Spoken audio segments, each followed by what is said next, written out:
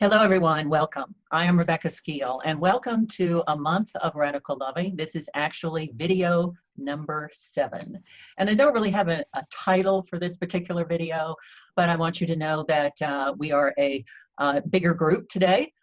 We have invited some of the participants from A Day of Radical Loving, which is coming up February 18th, to join this conversation about radical loving, because this conversation is way bigger than me and way bigger than Laura and I.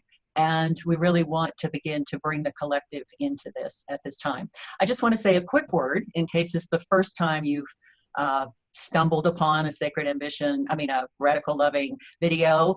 The reason I say Sacred Ambition is part of the Sacred Ambition series that we do during the year. If this is the first time, you can see the other 6 videos on my YouTube channel, Rebecca Skeele, YouTube.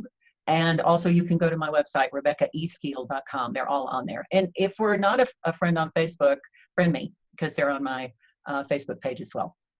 So I am a wisdom teacher and a heaven on earth mentor and the founder of Your Sacred Ambition. And A Day of Radical Loving is the day in February in which we open up to invite new people, new guests, new Sacred Ambition leaders to come join us. So that's what's coming up in February, and that's why we are talking about radical loving today. And I'd like my co-host for that day now to introduce herself. Hi, I'm Laura Pedro, and I am a business consultant and coach, largely focusing now. I have had lots of different experience, but I'm focusing now on small business and entrepreneurs who are really committed to having a big impact in the world through their business. I'm also having a ball working with Rebecca and all the people in Sacred Ambition. And when I say having a ball, I don't mean it just like having fun. It's great, important work that is getting done, and I'm so proud of everybody that's participating. Oh, it's very important work, and even more so, I believe, at this time. So I want our guests to introduce themselves, and we're just going to I'm just going to go in the order that I see you here on the screen. I don't know what order you see them at home, but let's see who is joined us today. So let's start with Selena. Hi, my name is Selena Poole. I live in Santa Fe, New Mexico.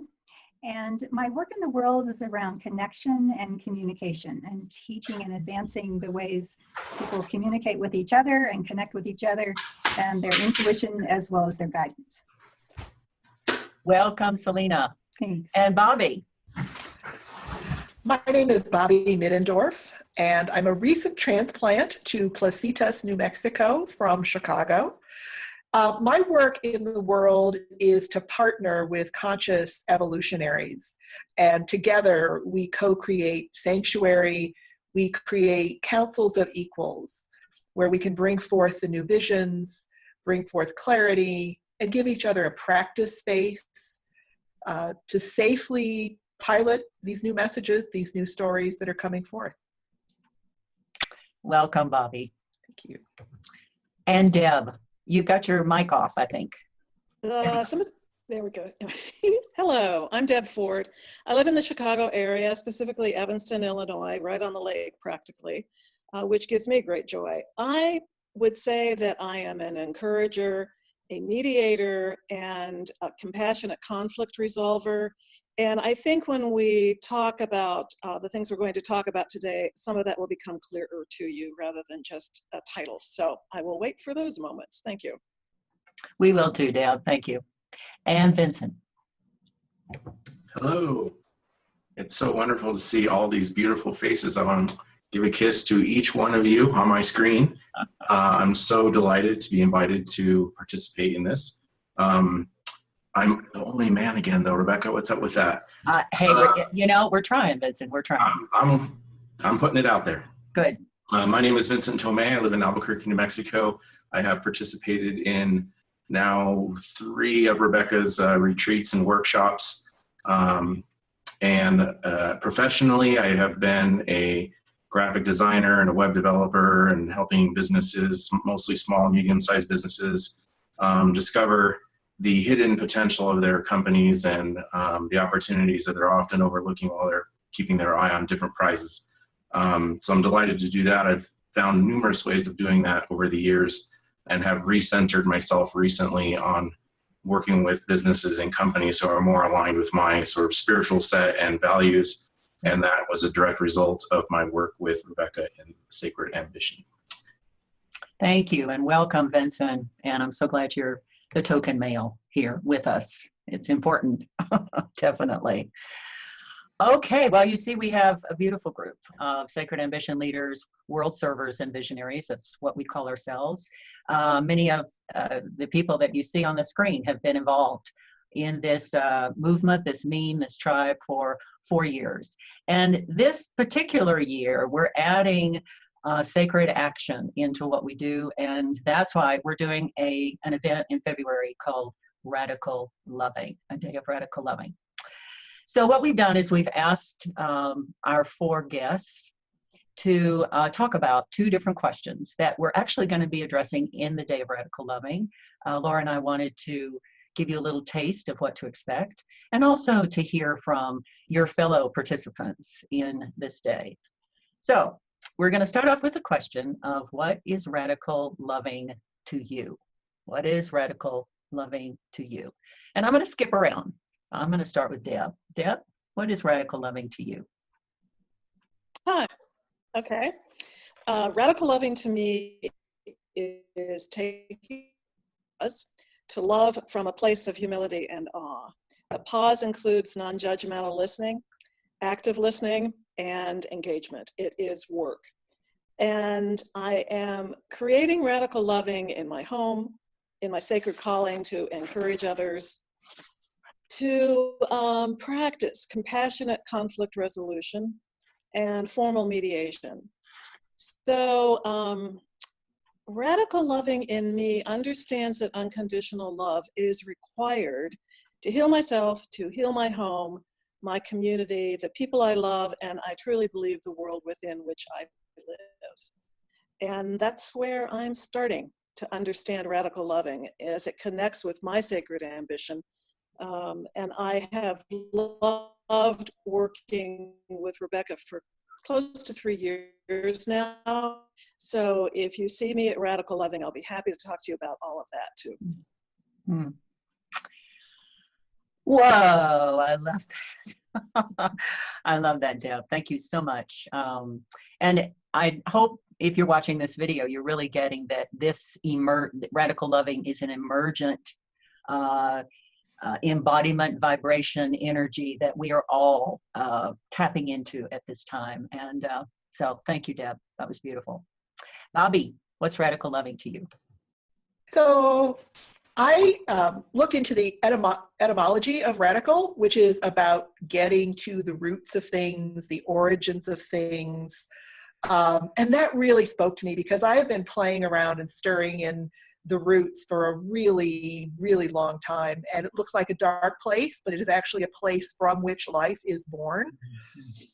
So I'm showing up in this rooted, grounded, radical way that is supporting those who need to deepen even more. And for these this kind of radical loving to come forth, we are being called to go back to the roots, to deepen even more, and then even more again. And so part of my blessing is to bring divine sustenance to the people who can hear it from me. And so I've really started at home. I mean, started within, because we all have parts within that need that radical loving.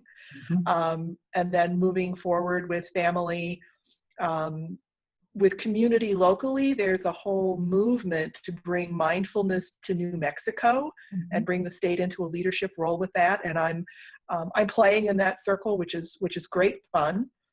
And when I was in India for my daughter's wedding, a couple of phrases became my mantra. One is Om is home, mm-hmm. and the second is Namaste lights the way.